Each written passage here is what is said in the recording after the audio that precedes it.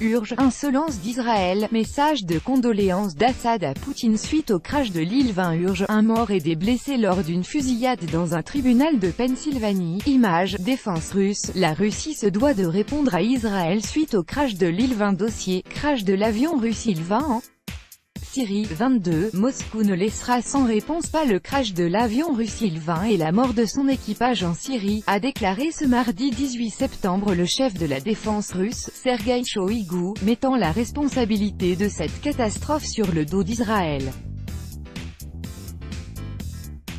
La Russie ne laissera pas les actions de la force aérienne israélienne en Syrie sans réponse, a annoncé ce mardi le ministre russe de la Défense Sergueï Shoïgu en réponse au crash de l'avion militaire russe Il-20.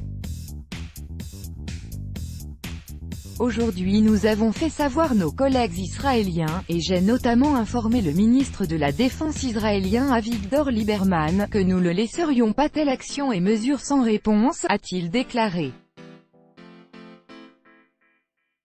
Plus tôt dans la journée, M. Shoïgu a mis la responsabilité du crash de l'avion russe et de la mort de son équipage sur le dos d'Israël. Ce 17 septembre vers 23 h, le contact a été perdu avec l'équipage de l'île 20 russe, de retour vers la base aérienne de Maïmim, à 35 km des côtes syriennes. 15 personnes ont été tuées dans l'accident. La perte de contact avec l'appareil a coïncidé avec des frappes de l'aviation israélienne sur la Syrie et le tir de missiles depuis un navire français, a précisé la défense russe.